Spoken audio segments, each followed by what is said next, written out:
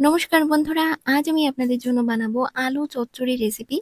অসাধারণ একটা রেসিপি। ঘরে সবজি না থাকলে আপনারা কিন্তু এই রেসিপিটা অবশ্যই বানাবেন। আর ঘরে কিছু থাক আর না থাক, আলু পেঁয়াজ লঙ্কাটা কিন্তু থাকেই।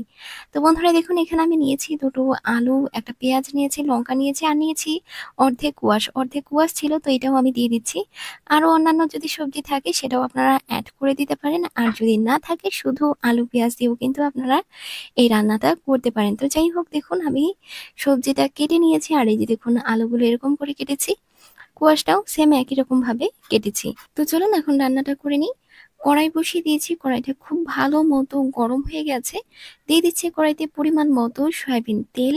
তেল গরম হয়ে গেছে, ফোড়নে আমি দিয়ে দিচ্ছি 5 ফোড়ন, একটা শুকনো লঙ্কা। যে কোনো চচ্চড়িতে 5 ফোড়ন সম্বারটা দেবেন।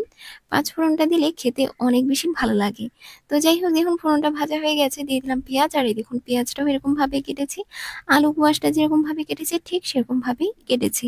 চচ্চড়ির পেঁয়াজ সবসময় এরকম ভাবেই কাটবেন, দেখতে ভালো লাগে আর খেতেও ভালো লাগে। সঠিকভাবে সবজি কাটাকুটির ভিডিও কিন্তু আমার চ্যানেলে দেওয়া আছে। কোন রান্নাটার জন্য কিভাবে সবজি কাটতে হয় দেওয়া আছে, আপনারা সেই সমস্ত ভিডিওগুলো দেখে সঠিকভাবে সবজি কাটাকুটিগুলো শিখে নেবেন। রান্না করার আগে সঠিকভাবে সবজি কাটাকুটি শেখাটা কিন্তু খুবই জরুরি। যে কোনো সবজি যদি ঠিকঠাক মতো কাটা না হয় সবজিটা দেখতেও ভালো লাগে না, আর সবজির সঠিক স্বাদও কিন্তু আসে না। তো দেখুন বন্ধুরা, পেঁয়াজটা হালকা লাল লাল ভাজা হয়ে গেছে। এখন দিয়ে দিলাম হচ্ছে লঙ্কা, আর হচ্ছে সবজিগুলো। পরিমাণ মতো লবণ দিয়ে দিলাম, অল্প একটু জিরে ধনিয়ার গুঁড়ো, অল্প একটুখানি লাল লঙ্কার গুঁড়ো, আর দিয়ে দিলাম হচ্ছে পরিমাণ মতো হলুদ গুঁড়ো। এখন সবজিটা ভালো মতো নাড়াচাড়া করে নিয়ে সবজিটা খানিকক্ষণের জন্য ঢাকা দিয়ে দেব।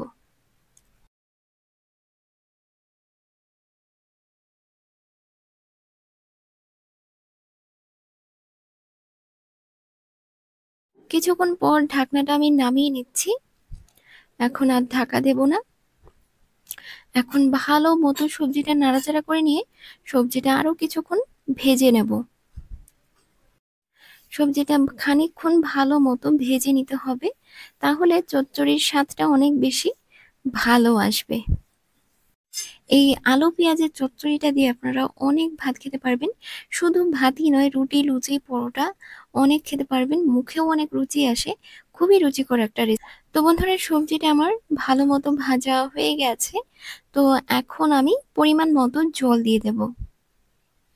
একদম বেশি জল দিয়ে ফেলবেন না, এই যে এরকমই সবজিগুলো হালকা হালকা ডুবে থাকবে সেরকম জল দেবেন।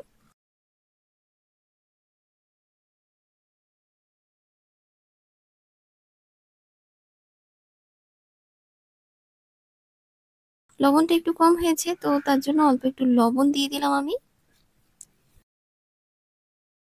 তো বন্ধুরা, আলু চচ্চড়ি আমার প্রায় হয়েই এসেছে। কয়েকটা আলু একটুখানি আমি গলিয়ে দিচ্ছি হালকা একটু মাখা মাখা হওয়ার জন্য।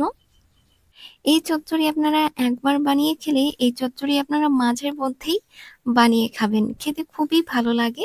মাছ মাংস ছাড়াই আপনারা এই চচ্চড়ি দিয়ে অনেক ভাত খেয়ে ফেলবেন। রান্নাটা যেরকম সাধারণ, খেতে কিন্তু খুবই অসাধারণ।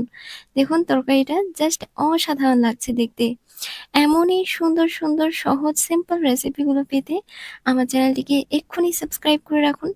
লাইক করুন, বেশি বেশি করে শেয়ার করুন। দেখুন তরকারির কালারটা জাস্ট অসাধারণ। অবশ্যই বাড়িতে ট্রাই করবেন। তো বন্ধুরা, আজকের জন্য এই পর্যন্তই। রেসিপি কেমন লাগলো অবশ্যই কিন্তু জানাবেন। তো বন্ধুরা, সকলেই খুব ভালো থাকবেন, সুস্থ থাকবেন। দেখা হচ্ছে আপনাদের সাথে আরো একটা নতুন রেসিপির ভিডিও নিয়ে। ভালো থাকবেন সবাই। নমস্কার।